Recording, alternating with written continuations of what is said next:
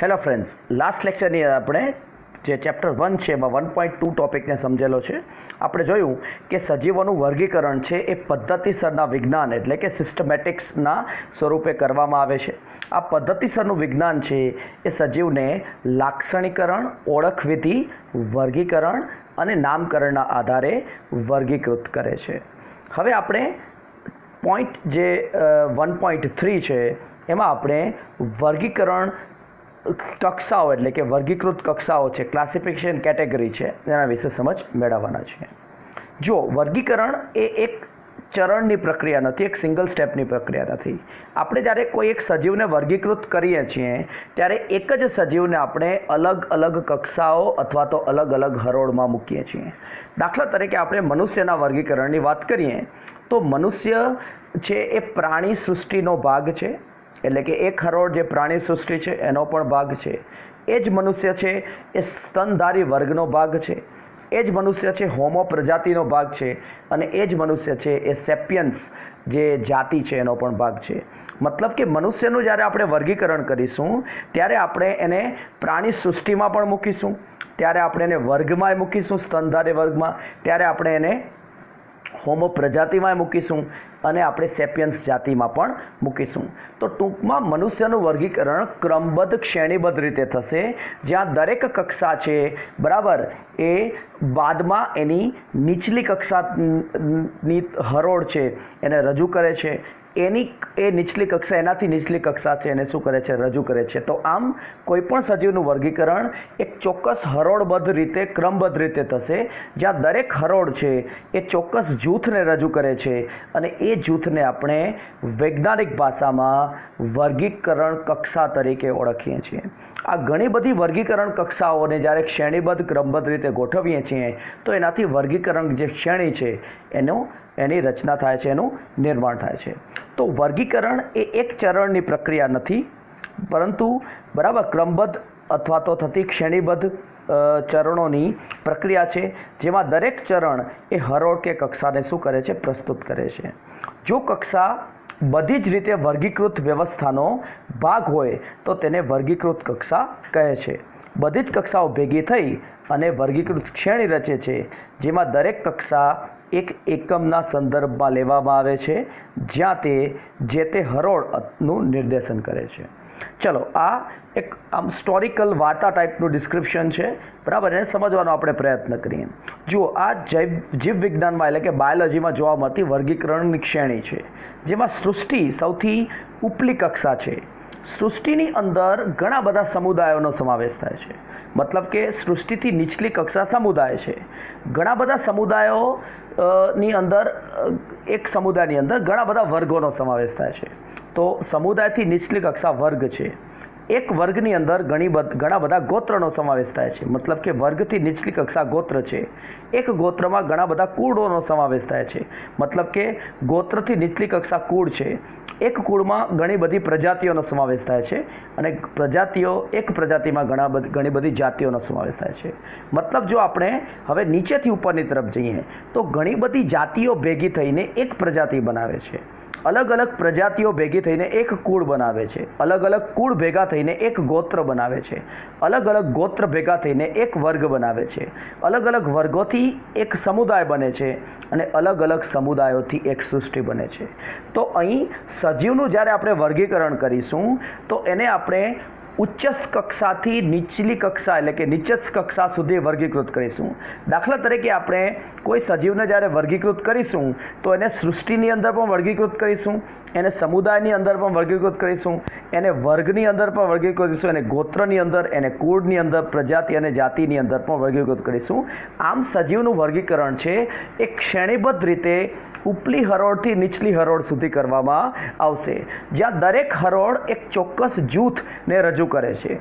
જુઓ, એક જાતિ છે એમાં ઓછી વિવિધતા ધરાવતા સજીવો હશે, પરંતુ એની જે પ્રજાતિ છે બરાબર, જેમાં અલગ અલગ જાતિઓનો સમાવેશ થશે, એમાં વધારે વિવિધતા ધરાવતા સજીવોનો સમાવેશ કરશે.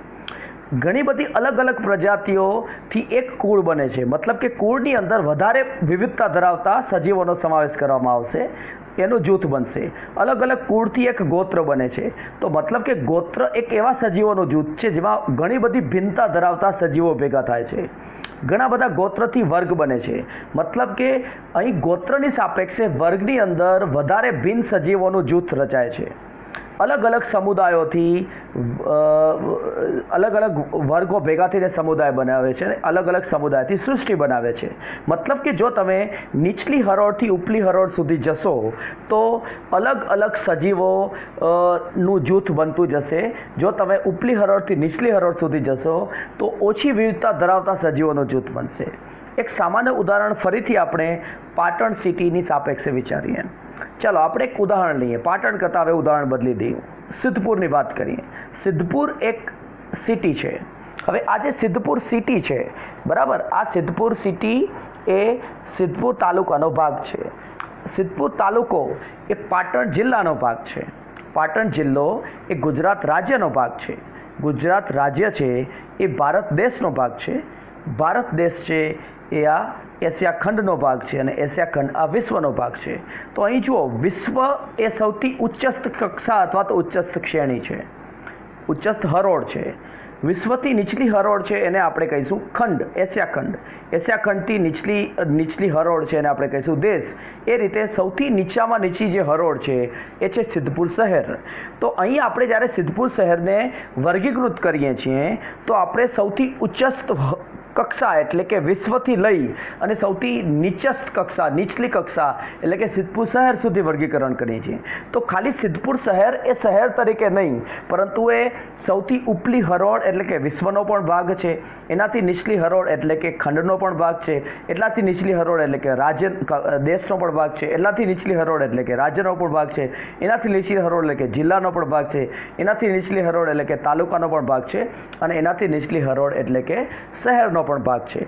તો અહીં જેમ જેમ આપણે શહેરથી વિશ્વ સુધી જતા જશું એમ વિવિધતા વધતી જવાની છે, બરાબર. દાખલા તરીકે પાટણ જિલ્લામાં ઘણા બધા તાલુકાઓ છે. ગુજરાત રાજ્યમાં ઘણા બધા જિલ્લાઓ છે. ભારત દેશમાં ઘણા બધા રાજ્યો છે અને આ એશિયા ખંડમાં અલગ અલગ ઘણા બધા દેશો છે. તો એ રીતે આપણે જેમ જેમ ઉપલી હરોળમાં જશું એમ એમ વિવિધતા શું થવાની છે? વધતી જવાની છે. ચલો હવે એક સામાન્ય બાબત થાય કે સજીવોનું જે આ જૂથ છે જેને આપણે કક્ષા તરીકે વાત કરીએ છીએ એ કઈ રીતે બનાવવામાં આવે છે. તો જૂથ હંમેશા એક સામાન્ય લક્ષણોના અભ્યાસના આધારે બનાવવામાં આવે છે. દાખલા તરીકે આપણે કીટક વર્ગ કહીએ છીએ. કીટકને વર્ગ કહેવાય, ક્લાસ કહેવાય. હવે આ જે કીટક વર્ગ છે, બરાબર, એ સંધિપાત સમુદાયનો એક વર્ગ છે. હવે આ કીટક વર્ગમાં જે સમાવેશ કરવામાં આવે છે સજીવો, એમાં કઈ લાક્ષણિકતાને ધ્યાનમાં લેવામાં આવે છે? તો કીટક વર્ગમાં ઘણા બધા અલગ અલગ પ્રાણીઓનો સમાવેશ થાય છે, પણ બધાની અંદર એક કોમન લાક્ષણિકતા જોવા મળે છે કે બધાની અંદર 3 જોડ સંધિપાદ એટલે કે સાંધા ધરાવતા પાદ જોવા મળે છે, પગ જોવા મળે છે. મતલબ કે જો કોઈ પ્રાણીની અંદર 3 જોડ સાંધાવાળા પાદ જોવા મળે તો આપણે એને કીટક કહીએ છીએ. તો કીટક નામનું આ જે જૂથ છે જેને આપણે અહીં વર્ગીકરણ શ્રેણીની અંદર વર્ગ તરીકે રજૂ કરીએ છીએ, આ એક વર્ગ નામની કક્ષા છે. એમાં એક સામાન્ય લાક્ષણિકતા શું છે? તો જ્યારે પ્રાણીની અંદર 3 જોડ અથવા 3 જોડ સાંધાવાળા પાદ આવેલા હોય છે તો એને કીટક તરીકે ઓળખવામાં આવે છે. એ જ રીતે એક બીજું ઉદાહરણ લઈએ કે સ્તનધારી પ્રાણીઓનો એક વર્ગ છે. હવે આ સ્તનધારી પ્રાણીઓના વર્ગ છે, બરાબર, એ હકીકતમાં જે પૃષ્ઠવંશી સમુદાય છે એનો ભાગ છે. હવે આ સ્તનધારી પ્રાણીઓમાં ઘણા બધા અલગ અલગ પ્રાણીઓનો સમાવેશ થાય છે. આ પ્રાણીઓ બહોળી વિવિધતા ધરાવે છે, પરંતુ આ બધા જ પ્રાણીઓમાં એક સામાન્ય લાક્ષણિકતા શું છે કે જે એને આ વર્ગની અંદર મૂકવા માટે આપણે સમર્થ બનાવે છે? તો એ લાક્ષણિકતા છે કે તમામ પ્રાણીઓની અંદર સ્તન ગ્રંથિ આવેલી હોય છે. તમામ પ્રાણીઓમાં અથવા તો પ્રાણીઓની અંદર વાળ આવેલા હોય છે કે કર્ણપલવ આવેલા છે. પણ સ્તન ગ્રંથિની હાજરી એક એવી લાક્ષણિકતા છે કે જે જૂથના બધા જ પ્રાણીઓમાં જોવા મળે છે. તો અહીં કહેવાનો મતલબ છે કે જૂથ કઈ રીતે બનાવવામાં આવે છે. દાખલા તરીકે દરેક કક્ષા એક જૂથને રજૂ કરે છે. આપણે ટેક્સ્ટબુકની વાત વાંચીએ તો ઉદાહરણ તરીકે 3 જોડ સાંધાવાળા ઉપાંગો એટલે કે પાદ ધરાવતા જે પ્રાણીઓનું જૂથ છે એને કીટકો કહેવામાં આવે છે, જે કીટક વર્ગ નામની કક્ષામાં વર્ગીકૃત કરાય છે. એ જ રીતે સ્તન ગ્રંથિ ધરાવતા પ્રાણીઓને આપણે આ લક્ષણના આધારે વર્ગ સ્તનધારી નામની કક્ષા એટલે કે જૂથમાં વર્ગીકૃત કરી છે. કક્ષા અથવા તો જૂથ એ વર્ગીકરણ શ્રેણીનો ભાગ છે. સમજી જાઓ તમે કે અહીં સ્તનધારી વર્ગ છે એક ચોક્કસ વર્ગીકરણ શ્રેણીનો ભાગ છે, કીટક વર્ગ એક ચોક્કસ વર્ગીકરણ શ્રેણીનો ભાગ છે. વનસ્પતિ અને પ્રાણીના વર્ગીકરણમાં જે જાતિ છે એ સૌથી નિમ્ન કક્ષા છે અને સૃષ્ટિ છે સૌથી ઉચ્ચ કક્ષા છે. વર્ગીકરણ દરમિયાન ચોક્કસ લક્ષણોના અભ્યાસ બાદ સજીવને અન્ય સજીવની સરખામણીએ સમાનતા કે ભિન્નતાના આધારે યોગ્ય રીતે વર્ગીકૃત કક્ષામાં સાથે અથવા તો અલગ વર્ગીકૃત કરાય છે. તો આપણે જ્યારે સજીવોનું જૂથ બનાવીએ છીએ તો કયા જૂથમાં સજીવોને ભેગા રાખીશું અને કયા જૂથમાં સજીવોને અલગ કરીશું એનો આધાર હોય છે સજીવોની વચ્ચેની સમાનતા અને અસમાનતા. તો વર્ગીકરણ દરમિયાન સજીવો વચ્ચેની સમાનતા અને અસમાનતાના આધારે સજીવોને એક જૂથમાં અથવા તો અલગ અલગ જૂથમાં રખાય છે. આ જૂથને આપણે કક્ષા તરીકે રજૂ કરીએ છીએ, હરોળ તરીકે રજૂ કરીએ છીએ. આવા જ્યારે અલગ અલગ હરોળ કે કક્ષાઓને આપણે જ્યારે શ્રેણીબદ્ધ રીતે ગોઠવીએ છીએ ત્યારે વર્ગીકરણ શ્રેણીની રચના થાય છે.